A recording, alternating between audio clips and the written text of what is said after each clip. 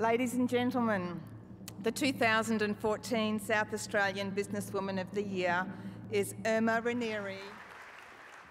Oh my goodness, there was a lot of fantastic stories, and I thought there are so many deserving winners here, including all the finalists, so it's such an honour. And they did say take a deep breath, and I'm trying to. This is so important. So Telstra, News Corp, CommBank, I've been a very, very strong advocate for women my whole life, and certainly it hasn't been easy, and I hear some of the young businesswomen and some of the struggles I think that I've certainly had in my career are things that we need to keep talking about and making sure that we pave the way for women in the future, for my daughter Catherine and for all the daughters out there, but also for all the young men that need to also be beside very successful women as well. Humbled is the word, and this is actually a very important milestone for my own personal career. To be recognised at such a prestigious award is amazing, and it's for all those women that are out there doing lots of things.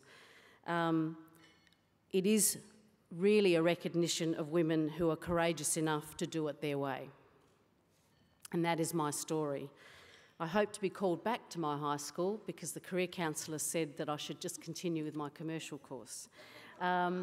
Which I didn't do and proved him wrong, and I suspect that him saying that I couldn't do it is what actually gave me the courage to keep going. So I think it's some of the things that people have said around not only failure, but when you get the challenges in front of you, it makes you much stronger.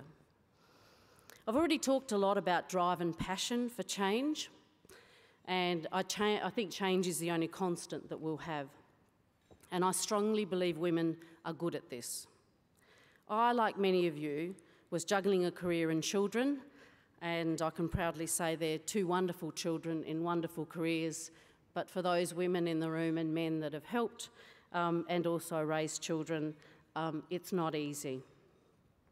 The places I picked to work were the ones that had great leaders and that provided me with the flexibility to devote my time to both my work and life in a meaningful way. So it wasn't climbing up the corporate ladder that was important, it was the ability to actually reconcile the two things. Both were important in life, and you've heard from lots of people tonight, when one misses, you aren't successful. So it's about what is holistic, and certainly has been for me. Our own personal journey is important, and sharing our story can help others shape their own. I have certainly focused a lot on spending time with other women through mentoring and hearing their successes. But what I have learnt the most is when we share our challenges and failures. I'm a great believer in the power of accepting vulnerability. And I know that I've done that in my journey over the last 18 months in trying to transform the public service. That hasn't been an easy task, one I've been passionate about, but vulnerability came to the fore a lot. You need to have the courage to embrace it in life, the vulnerability, and I believe these are the true leaders and what makes women even greater leaders. Change is not possible without it, not at home or work. The reform work I've undertaken across the public service has taken real courage, not only from me, but the great people that are sitting at my table, my team, and I wouldn't be here actually because they actually started writing the application and nominated me. I said, I don't have time, I'm really busy. They said, we'll do it for you. And I said, no, you won't. And they did. And right up to the moment of having to submit my application, they were getting me to check it and have a look at it. So thank you to the people that devoted and had, I guess, the courage and the energy to do that for me. So thank you. There was a high chance that I actually would have failed in the reform that I was doing, and I think that was a risk I was prepared to take. I chose it precisely because if I did fail, I would have learnt a lot. I met and engaged with lots of new people, and most importantly, I've learnt a lot about myself and pushed boundaries that I never thought possible before I started. Change is about vulnerability and the unknown. Leaders need to put themselves on the line. I did. To back your people, to back yourself, which you've heard a lot about, and those closest to you, no matter what. And I want to thank, again, Enzo, Catherine and Stephen, the three people in my life that basically don't judge, keep telling me that I look all right when I look in the mirror and I think they're lying, and always stand behind me.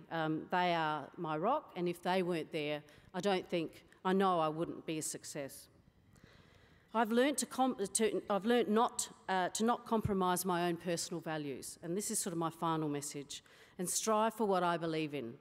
And if this doesn't work, then it wasn't meant to be. But at least I can stand with my own values, knowing I didn't compromise them. Change is what keeps me alive. We know that that's always happening. It's neither easy nor simple, but I'm more determined and courageous to reach for what might seem impossible right now, because I would never have thought I'd be standing up here accepting this award. Let others in your own journey in and share our collective successes. I thank you so much for recognising me. I'm very humbled by this, and for all the people in the audience that are actually close friends, mentors, colleagues, I thank you, and I look forward to the next 12 months and beyond. Thank you.